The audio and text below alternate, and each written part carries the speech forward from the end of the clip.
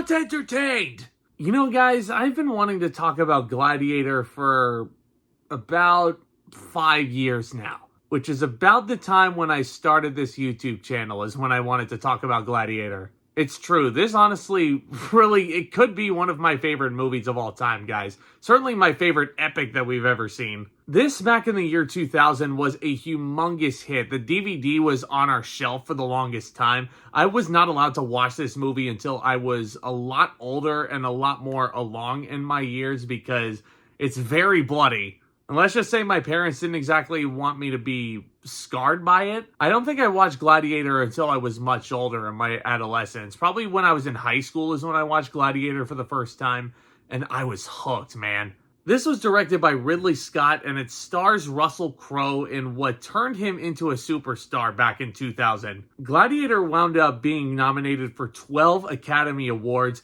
winning 5, including Best Picture that year. And let's just say all of those accolades are well-deserved.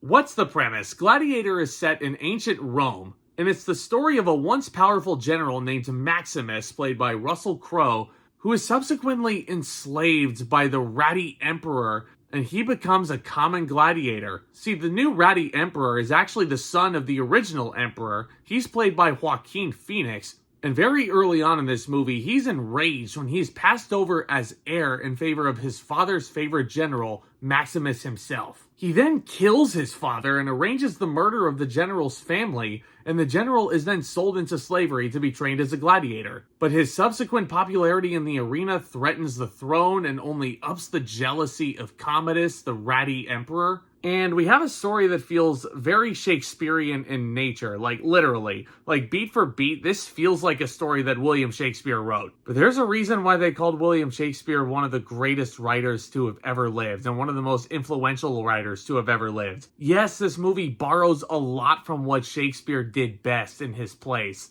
But for a story like Gladiator that's set in Rome, a story like Gladiator where you see a lot of combat in this Colosseum, this kind of story works, man. And I think near a quarter century after its theatrical release, this movie still holds up. And I can honestly sit here and argue that this is one of Ridley Scott's finest.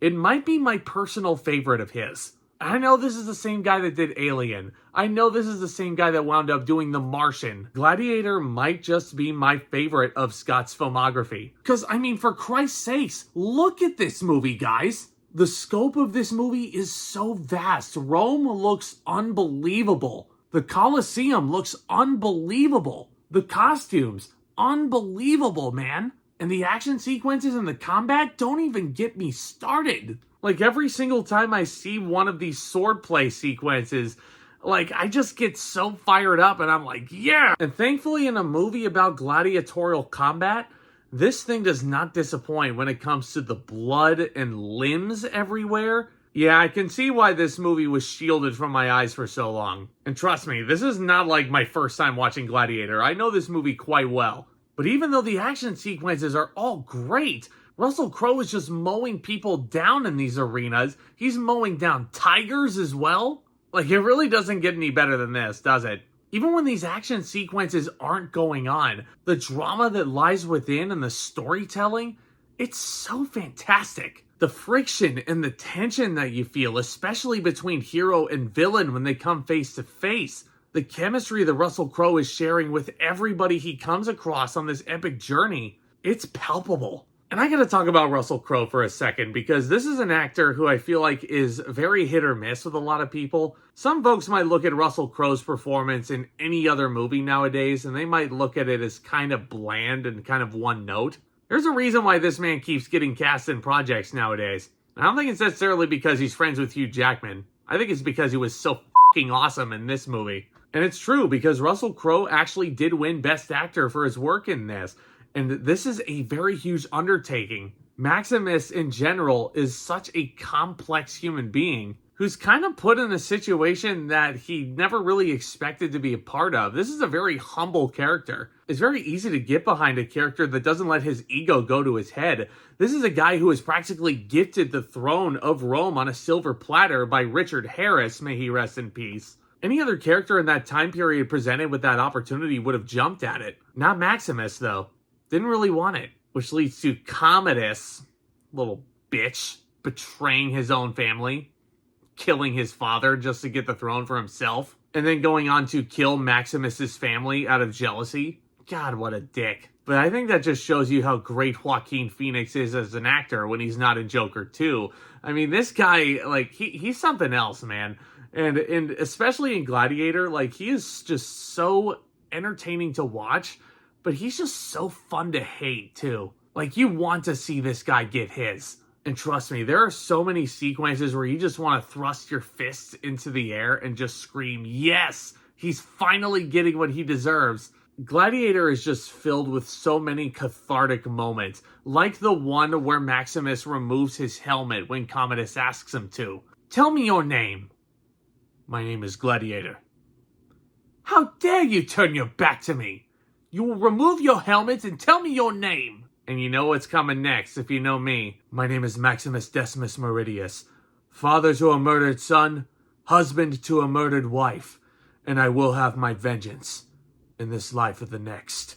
This script is just so damn wonderful. It's so wonderful. And even though Gladiator is very long, clocking in at 2.5 hours, it never really feels like I'm watching a 2.5 hour epic. Maybe in story structure it does, but every single time I watch this movie, it flies by. And I don't know what it is about movies that came out in the early 2000s that have beefy runtimes like this, Lord of the Rings, the first 2 Harry Potter movies, long movies like that.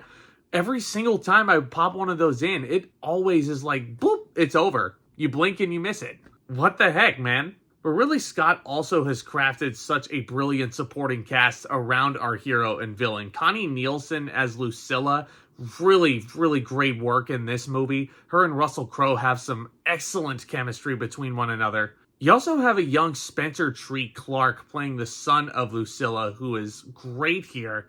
And correct me if I'm wrong, I think Unbreakable came first, so that's where people first saw Spencer Treat Clark and how great he was. And then he does Gladiator, and someone argued that he's even better here. Just a young kid who wants to get into the arena, and naive, he doesn't really know any better. He's going on and on to Commodus about how great Maximus is, and that makes Commodus even more pissed off.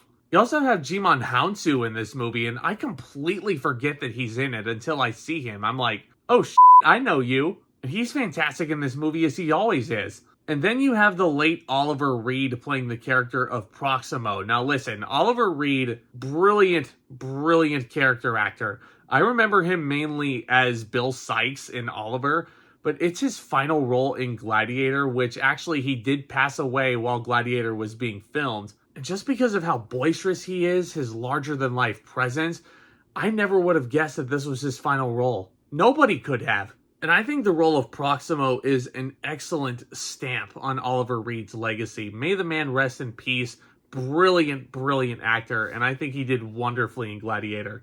Everybody firing on all cylinders. Ridley Scott as director. The cinematography in this movie, like I said, is fucking outstanding. Hans Zimmer's score just makes things all the more epic. The dialogue in this movie, coupled with the action and the violence, Gladiator really does feel like an epic that gives you a little bit of everything. Now, if I'm nitpicking anything at all about this movie, and honestly, this isn't even a nitpick, I'm not even going to knock Gladiator any points for it. I'm still going to keep it the same grade because I'm a biased son of a bitch. But if there's anything at all I would nitpick, the movie does tend to have a bit of a high over-reliance on the use of slow-mo. It's a super minor gripe, though, because anytime someone decides to use slow-mo in a big action set piece like this, I'm all for it. That's one of my favorite cliches. But not much else I can say about Gladiator that hasn't already been said. A star-making turn from Russell Crowe, one of Ridley Scott's defining pieces as a director. This is an epic that will absolutely positively leave you entertained. And I'm going to give Gladiator an A+.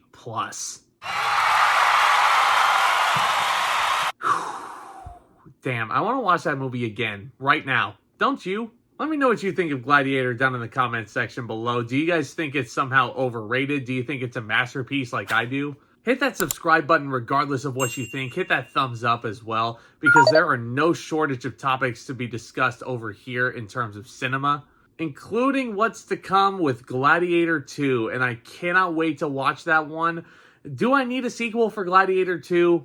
No. I feel like the first Gladiator ended a perfect way. But you know what? We're getting another Legacy sequel, damn it, and the word Gladiator is on it, so I am booked. But stay tuned for my thoughts on Gladiator 2 and so much more. Y'all are the best, my friends. Again, thank you so much again for your continued support. And with all that being said, Back Talk, commence.